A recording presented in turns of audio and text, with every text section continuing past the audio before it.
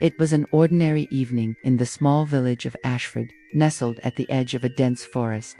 The sun was beginning to set, painting the sky in hues of orange and pink as the villagers went about their usual routines. But this evening was far from ordinary, for a carnival had mysteriously appeared overnight on the outskirts of the village. The carnival was like no other.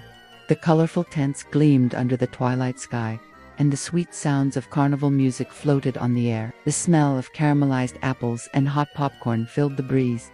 The villagers were drawn to it, their curiosity piqued. No one could remember seeing any signs or announcements about the carnival, but it seemed to call to them. It was as if it had always been there, waiting to be discovered. The villagers gathered near the entrance, excited and eager to explore.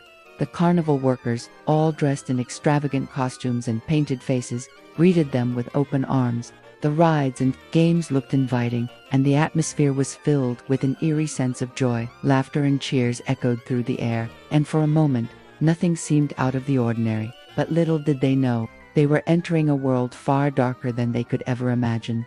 As the villagers wandered through the carnival, they noticed something strange. The air felt heavy, thick with a sense of unease that no one could quite explain. A young girl named Emma was the first to feel it. She tugged at her mother's sleeve, her eyes wide with a growing sense of discomfort. "Mom, something feels wrong here," she whispered, her voice trembling. Her mother, who was laughing at a game stall, dismissed her concerns with a smile. "Don't be silly, Emma. It's just a carnival. Everyone's having fun." But Emma couldn't shake the feeling. The shadows around them seemed deeper, the laughter more hollow. The carnival lights flickered in and out, casting strange, shifting shapes on the ground. And as the villagers continued to wander through the maze of tents, something far darker began to stir.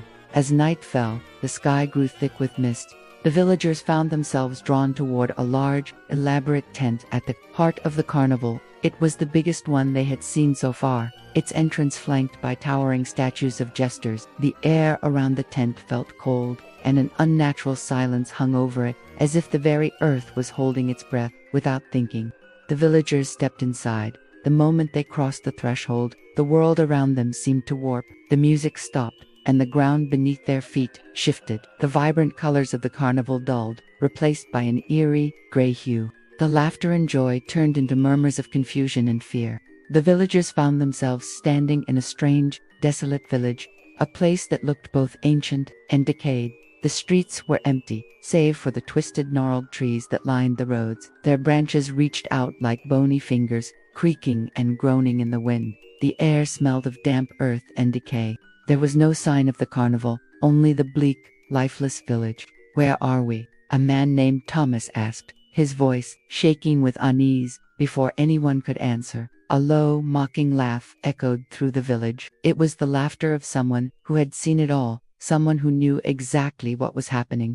A figure appeared before them, a tall, gaunt man dressed in tattered jester's clothing, his face painted with a grotesque smile. "You've wandered into my domain now," the jester said, his voice dripping with malice. "Welcome to my cursed village, where joy is a lie and escape is impossible." The villagers backed away, but the jester's laugh grew louder. "You are trapped here now. The curse is mine, and it will not be broken, not unless you can defeat the very nature of this place." And then, as if to prove his words, the trees around them began to stir. The roots that had once been rooted in the earth began to shift, pulling themselves from the soil. The branches twisted and coiled like serpents, their bark cracking as they came to life. Lurching forward with a thirst for blood, the villagers screamed in terror as the trees lunged at them. Their bark sharp like knives, they fought back, using whatever they could, fine sticks, rocks, their bare hands, but the trees seemed to multiply with every passing moment. The village, once a place of mystery and dread, had turned into a nightmare. "Stay together," Thomas shouted, rallying the villagers. "Fight back. We can't let these things take us." For hours, the villagers battled the trees, hacking at their branches, dodging their grasping roots. But it was clear the trees were endless, and the more they fought, the more they seemed to come. Exhausted and desperate, the villagers retreated into a large, crumbling building at the edge of the village.